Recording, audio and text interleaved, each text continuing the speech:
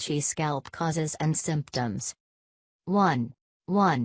Dandruff and seborrheic dermatitis. Dandruff and seborrheic dermatitis are the most common when it comes to itchy scalp causes. Itching and flaking are how the body responds to the inflammation of the overgrowth of yeast. Yeast is typically found on the scalp and other areas of the body where more hair is located. While the presence of yeast is common, it's the overpresence of yeast that creates the problem. In particular, a yeast called malassezia can cause excess skin cell growth and irritate the scalp. To get more specific, dandruff and seborrheic dermatitis are of a continuous spectrum of the same disease that affects the seborrheic areas of the body, and often those who have eczema will have dandruff. Dandruff occurs on the scalp and usually involves itchy, flaking skin, but you may not see actual inflammation. On the other hand, seborrheic dermatitis can affect the scalp as well as other areas of the body, but in addition to itchy, flaking or scaly skin, which can be severe, it involves inflammation. Characteristics like the immune system, genetics, emotional stress and nutrition can all affect the actual occurrence and severity of dandruff and seborrheic dermatitis. Even rosacea can contribute to an itchy scalp, as it can extend beyond the face and cause flaking, itching and redness on the scalp as well. 2. Allergic reactions from food and shampoos. Allergic reactions can occur from numerous sources, but two of the most common sources are from your food and your shampoo. There are so many foods, such as processed sugar, peanuts and soy products, that contain inflammation and fungus-causing attributes, and unless you avoid them, you're likely to have some problems. Additionally, if your shampoo or hair color contains tons of chemicals, it's possible that your scalp is having an allergic reaction to those chemicals, known as contact dermatitis. There are options, but one of the first things you should do is stop using your current shampoo, hair color and conditioner to see if the problem subsides. 3. Autoimmune disease.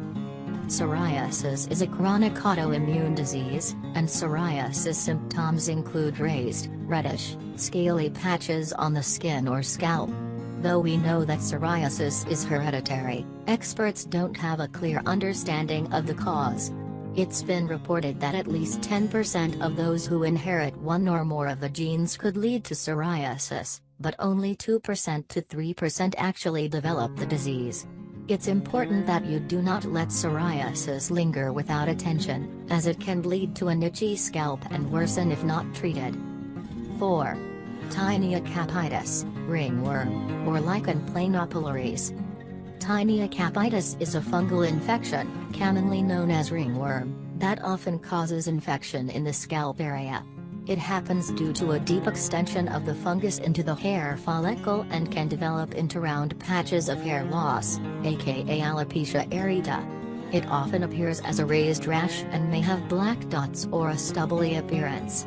Related skin infections are often found in a man's beard, in the groin known as jock itch, and between the toes commonly known as athlete's foot. Fungus can live on the dead tissue in the hair, nail and outer skin areas.